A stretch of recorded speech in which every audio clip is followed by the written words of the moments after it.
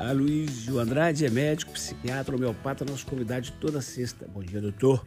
Bom dia, Eduardo. Lembrando aqui aos caros ouvintes da Rádio Itatiaia e os visualizadores do YouTube, que hoje, dia 7, iniciamos o ano de 2022. Na medida que até o dia de Reis, ontem, dia 6, permanecem os festejos natalinos, as comemorações. Então, ontem fechamos a costura com as sementes de romã e agora desejando a todos bastante ânimo, bastante coragem, bastante cuidado para iniciar essa nova etapa de desafio. Covid para tudo quanto é lado, mas felizmente sem casos graves no nosso entorno. Exato, a gente vê que a vacinação dá uma proteção, o número de casos está explodindo no mundo inteiro por causa da Ômicron, mas graças a Deus, ao que parece, ela não é tão fatal. Mas ainda assim, a sobrecarga do sistema hospitalar, Eduardo, é muito preocupante, porque se a gente tiver aí uma isquemia, tiver aí um infarto, tiver aí uma apendicite, a gente vai ter problemas. Então, por isso, estimular os nossos ouvintes a usar máscara. Estou aqui, inclusive, de máscara hoje, já retomando um hábito que aqui nas entrevistas tinha deixado de lado.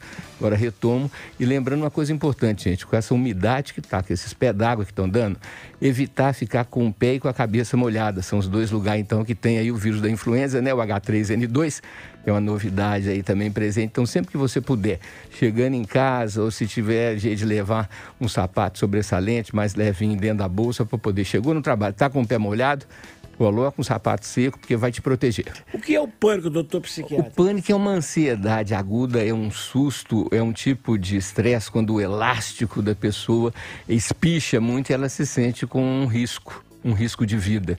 O primeiro médico que descreveu chamava Kennon, era um inglês, e chamou de síndrome da emergência.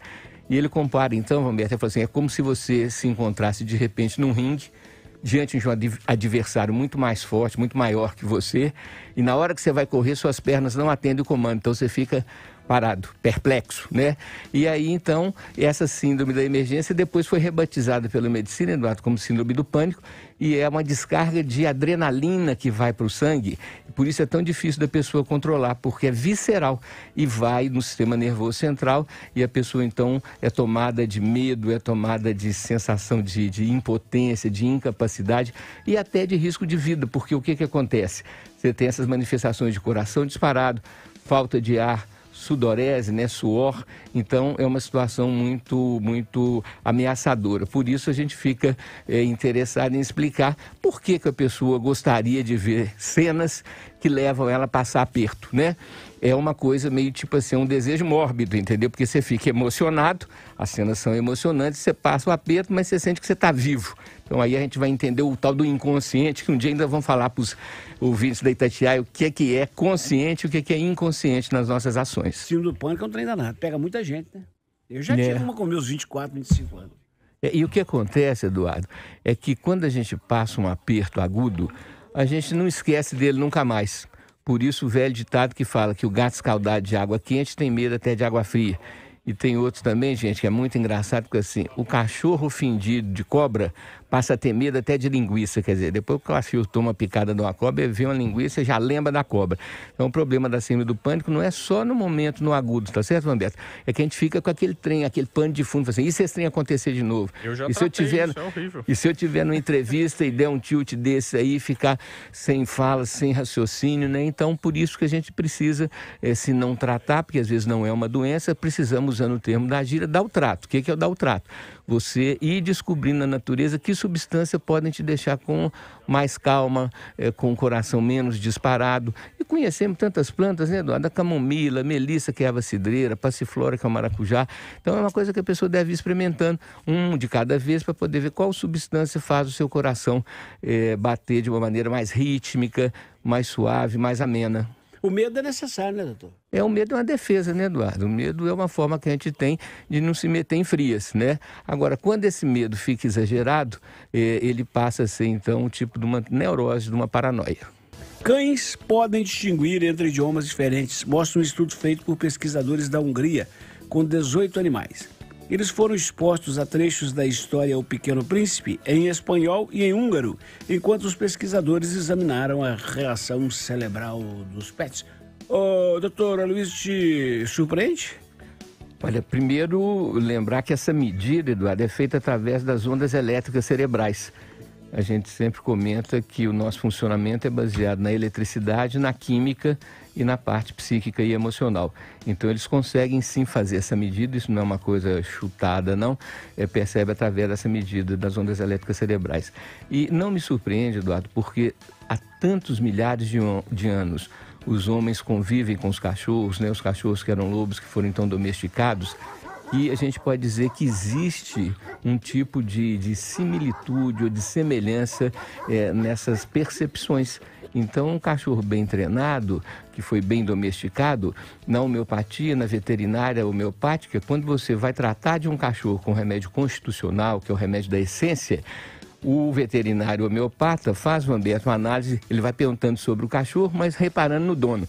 E ele dá para o cachorro o remédio fundo que ele daria para o dono. Remédio fundo quer dizer o remédio constitucional, aquele do parafuso central, que a gente brinca de falar na homeopatia, Eduardo, que quando o médico acerta esse remédio constitucional, ajusta o parafuso central, melhora chulé, careca, feiura, chatice e falta de dinheiro. É uma brincadeira, mas quer dizer que quando você faz o ajuste, né? E os cachorros, eles assimilam isso, por isso que você deve tomar cuidado para não adotar um cachorro adulto, porque ele já vem com costumes e hábitos do treinamento que ele recebeu. Então tem que estar atento para ver se o cachorro não vem, entre aspas, defeituoso. Humberto, diga. Sabe, o doutor sabe um bocado de coisa, né? Doutor? Mas a cabeça dele é meio doida. Psiquiatra. É trans demais. Hein? Informação demais. Quem sabe muito... Surto. Dá pau, né? Dá pau. Mas aí você tem um reset automático, entendeu? Você vai, para, aí vai pra vai, praia. para. O meu é a roça, né? Ah, é bom também. É a terapia, senhora. né? Fogão a lenha A tem nada melhor, terapia ideal é a que melhora a sua cabeça e o seu emocional, que não custe tão caro a ponto de melhorar a cabeça e estragar o bolso, e de preferência não ter o terapeuta presente. Ou seja, a natureza é uma senhora terapia. O Reino Unido enfrenta desde novembro um surto de gripe aviária sem precedentes. Centenas de milhares de aves de criação foram sacrificadas devido a essa doença viral, propagada por aves migratórias procedentes da Rússia e do leste europeu. Detectou-se que a pessoa tinha se infectado após a identificação de um surto da cepa H5N1 da gripe aviária entre suas aves. Menos mal que a Agência de Segurança Sanitária Britânica diz que o risco para os humanos continua sendo muito baixo. Doutor Luiz, mas é doença demais, doutor Luiz. Escapa de uma, vem outra. E aí a gente vai lembrar então o trabalho que Hahnemann, o pai da homeopatia, fez, entendendo que se a pessoa está com as suas defesas, né, a imunidade, né, as capacidades, a gente fala defesas no plural, e o sistema imunitário, que produz as células, os leucócitos, os linfócitos e etc., ele está instalado, Eduardo, no intestino. Então, por isso a importância da gente ter uma alimentação adequada, da gente ter uma defecação adequada, tanto o intestino preso quanto o intestino muito solto não são bons para a saúde.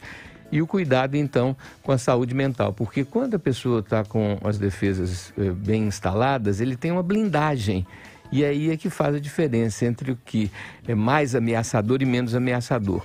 Quando a pessoa tem o sistema imunitário funcionando, ele é capaz de eliminar a maior parte das bactérias, dos vírus e dos fungos, porque o nosso organismo, Eduardo, ele convive com essas possibilidades de doença a vida inteira, desde que a gente nasce, né? Na nossa boca tem um volume de bactérias e de fungos enorme. Então, assim, os cuidados higiênicos são fundamentais, né? Precisamos realmente de cuidar da higiene e cuidar da nossa mente, porque daí, junto com os cuidados com o intestino, a gente fica mais protegido. Não podemos ficar tendo medo de doenças. Se eu fizer a lista das doenças que existem, que estão aí disponíveis nas prateleiras de risco, meu filho, aí é que a gente fica totalmente fragilizado.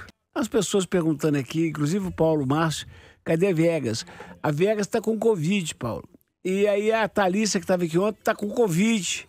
Está desse jeito. Aí sobrou uma morena espetacular aqui, que é a Milene, está comigo hoje. Todo mundo com Covid, mas todo mundo bem, viu?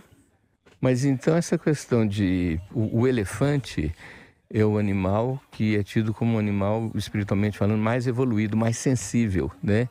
Então ele mobiliza, é aquilo que a gente está falando do arquétipo, entendeu? Não é o Joca, é o ser elefante, né? É o que ele simboliza, é o que ele significa, né? Então, por isso que essa questão de que em cada época você tem questões essencialmente importantes, que se você vai pensando, feito você faz, você traz uma contribuição muito grande. porque, né, as pessoas não podem voltar a tudo, né? Hoje eu estava vendo um lançamento de um livro sobre 5 séculos de cultura árabe, escrito por um professor americano de Oxford, né, que foi nos fatos, que evitou a coisa de teorias, de ideologias, né? Então, esse resgate histórico é muito importante, porque você traz à tona coisas que estavam completamente encobertas, completamente anestesiadas, né? Isso é muito importante, né? Não tira essa ideia do inútil. Não, pois é, mas eu brinco assim, mas teve uma coisa até interessante que eu descobri que o cimento ele foi muito utilizado na Roma Antiga, mas agora só nos anos 60 que ele voltou a ser usado, porque o conhecimento meio que se perdeu, essa tecnologia se perdeu e depois que ele voltou a ser usado. E aí entra, Eduardo, um tema importante da gente discutir também, que é a questão do modismo, né? Porque a moda é uma onda, então ela leva a maior parte das pessoas, é um tipo de uma tsunami, né? Então, se isso é moda, a maioria das pessoas vai. João Neves quer saber do homeopata qual a concentração ideal do extrato de própolis. Tem uma concentração ideal? Ele tem que ser diluído porque ele é muito forte. Então são algumas gotinhas só, 5 gotas e meio copo d'água. 5 gotas de própolis? De própolis. De preferência o própolis verde. Desde terça-feira, circula nas redes sociais um vídeo no qual homens cortam cabeças de manequins femininos de plástico com serras. O povo do Talibã supera toda a expectativa da loucura, doutor?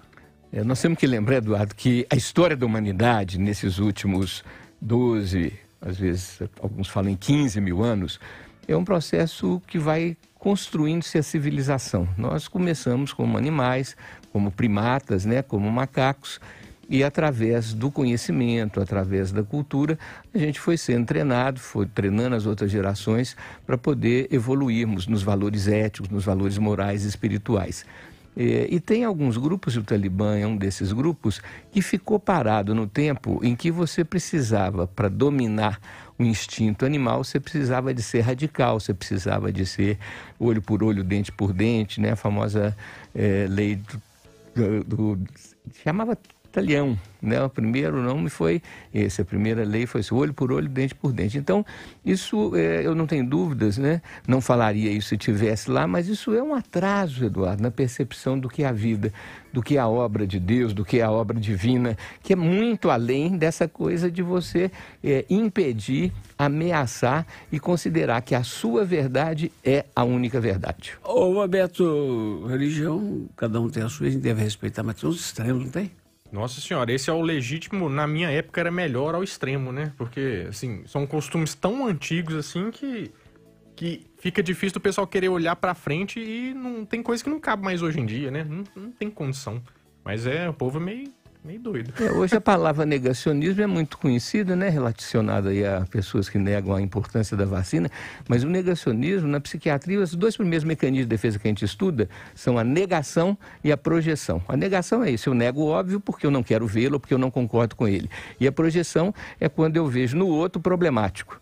Então eu acho o Vanberto antipático, porque eu estou de mau humor. Falo assim, esse Vanberto isso aí dá azia em carreta de bicarbonato, esse cara é chato demais da conta.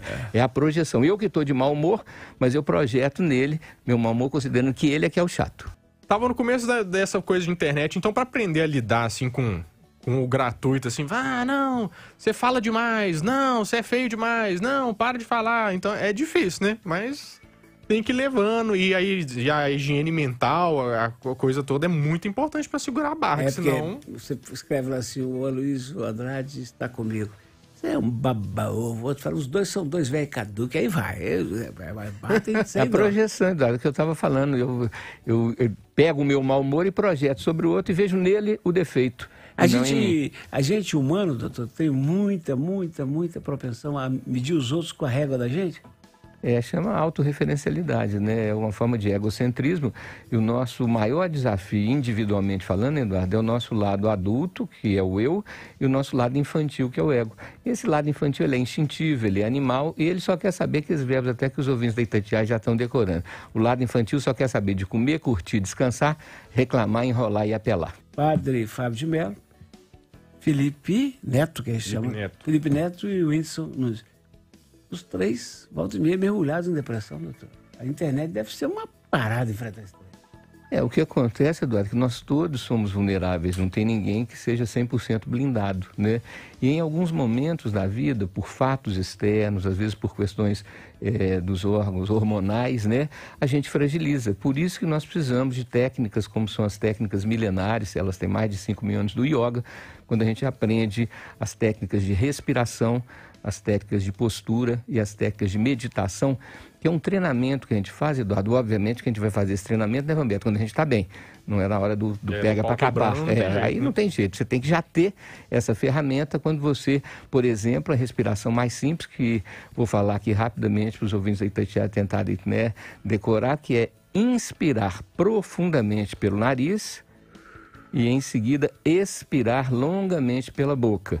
Você faz isso sentado, porque o oxigênio ele deixa a gente meio tonto, e aí você faz só 3 vezes. Então inspira profundamente pelo nariz, depois esvazia o pulmão pela boca, e quando vem a segunda respiração, você já vai estar colocando um ar renovado, um ar com mais oxigênio, e isso daí faz com que o padrão dos batimentos cardíacos, o padrão da sua aflição fique mais controlado. Então existem ferramentas, sugeri o nome de um livro antigo que chama Yoga para Nervosos, do professor Hermógenes, para poder você ir treinando enquanto você está bem, porque quando o pau quebra, se você não está estruturado, você sofre, mas sofre mesmo. Ô, doutor Luiz, aqui ó, o João Neves insiste, ele diz que tem concentração de própolis de 11, 18 e 30, qual é melhor? Sabe se dizer assim, concentração é porque depende para quê. Se é para prevenção, é o menos concentrado. Se a pessoa já está com uma gripe, se ela já está com uma infecção, aí já é o mais concentrado. Diz que é um grande antibiótico, pode ficar usando todo dia direto e reto, não, né? Não, direto e reto não. Você faz o uso durante um período de mais ou menos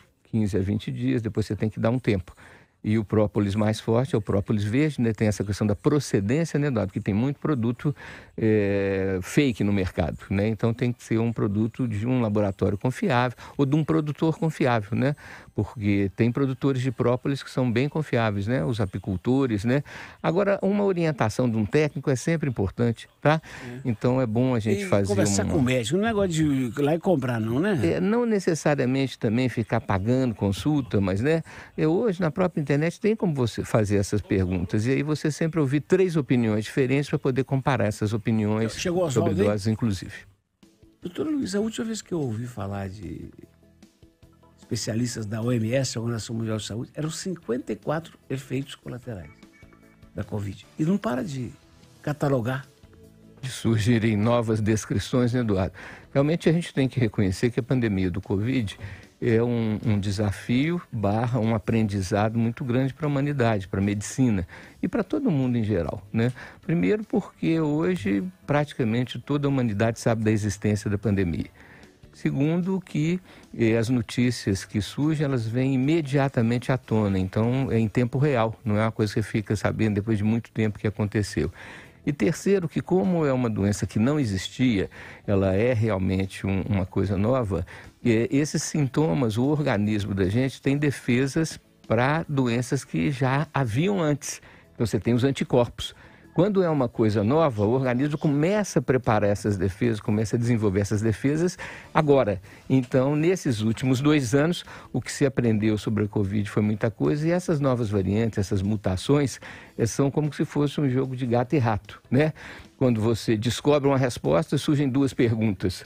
Você responde as 2 perguntas, surgem 4. Então, assim, um desafio para a ciência que vai trazer muita evolução para a medicina, Vamberto, porque não só na questão das vacinas, mas na questão dos tratamentos para câncer, para várias doenças. Então, entender que toda faca, né, Eduardo, tem 2 legumes. Tem a parte ruim, mas tem a parte boa em termos de evolução. Agora, o sofrimento que esses sintomas desconhecidos trazem é muito grande, porque a pessoa, às vezes, tem aquela sensação de que ela está tendo uma coisa que é da cabeça dela, quando, na verdade, não é da cabeça dela, é do corpo dela.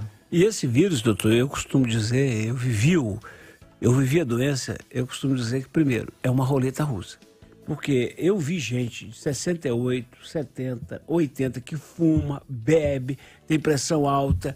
Uns nem tiveram, e outros tiveram. E vi gente, atleta, de 36 anos, morrer com essa doença. Então é uma roleta russa. E não bastasse isso, o vírus ele é muito oportunista. Como o corpo da gente não está preparado, né? O sistema de defesa das Nações Unidas não foi preparado para uma coisa, ele vem sorrateiramente e sai procurando no corpo da pessoa, doutor, onde ele pode atacar. Por isso que um é rins, outro é fígado, outro é pulmão. É uma coisa bruta, né? Não só onde ele pode atacar, mas onde ele pode construir um bunker, construir um tipo de um quartel para se reproduzir de uma forma mais maléfica. Por isso a importância da pessoa que ainda não tomou vacina, tomar a vacina. Por quê? Porque senão ela pode virar um aliado do vírus, um cúmplice do vírus contra os seus parentes, os seus amigos e os seus vizinhos. Então, o direito de um questionar a vacina não pode prevalecer sobre o direito de várias pessoas não serem contaminadas por essa pessoa que acha que pode dar isso, que pode dar aquilo. É coletivo. O pessoal não tolerar a vacina, assim, é uma bobagem absurda, porque deu certo, exemplos que deu certo. E as consequências, né, Vamberto, são gravíssimas. É um ditado antigo, falando as coisas mais antigas, que uma maçã podre num cesto contamina todas as outras. Com certeza. Ela passa a ser, então, um centro de irradiação de doença, porque o apodrecimento tem a ver com as bactérias e com os fungos, né, com o mofo, né? Então nós precisamos de ter essa consciência coletiva de que mesmo que algumas pessoas radicalizem contra a vacina, não faz o menor sentido a pessoa ficar pondo a mão no queixo para duvidar se é vantajoso, se não é vantajoso, se vai ter efeito colateral ou não, porque o número de efeitos colaterais, Eduardo, e a gravidade dos efeitos colaterais da vacina são infinitamente menores do que as consequências da doença e do seu espalhamento da doença e das suas consequências coletivas. O Londrino diz que é um empresário, gosta de gastronomia, religioso e está procurando alguém que esteja trabalhando em seu din, um modo de vida islâmico que define o código individual, social e pessoal do muçulmano e que tenha um papo nota 100. Ele é muito exigente?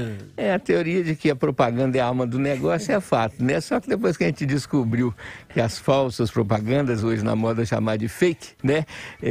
E a palavra, Eduardo, aceita tudo. Esse talvez seja o único ponto que eu discordo da criação divina. Eu acho que Deus tinha que ter colocado junto com o verbo, junto com a palavra, uma autorregulação, uma autorregulamentação para impedir mentiras, distorções, fofocas, maledicência. Mas a palavra aceita tudo, né? Se eu falar que nós estamos fazendo o programa cada um de sua casa, eu não estou com alarme de mentira, nós estamos no estúdio aqui, mas eu falo assim, nós que estamos em casa aqui, eu estou de chinelo. Então, assim, isso é realmente o maior risco da questão da internet, ou em qualquer outro lugar, mas eu falo internet porque você divulga aquilo para muito mais gente do que se for num outdoor só, né? Mas é o fato de pessoas, que, inclusive, quando eu fiquei sabendo, Roberto, que a pessoa podia pôr um perfil com uma foto que não era dela, né? Que isso era aceito, então eu falei assim, que isso, então não dá para você confiar mesmo. E se o cara tivesse também, se você fosse tão bom assim, não precisava fazer tanta propaganda assim também, né? E a convivência, né, Roberto, é uma coisa fundamental. Por isso que antigamente tinha uma tecnologia, e que eu continuo achando a tecnologia muito pertinente, que é, antes de você namorar com uma pessoa, e obviamente antes de noivar e casar, você conviver como amigo, né? Você conviver por um período. Então, o tempo aí, Eduardo, não dá para ser muito rápido.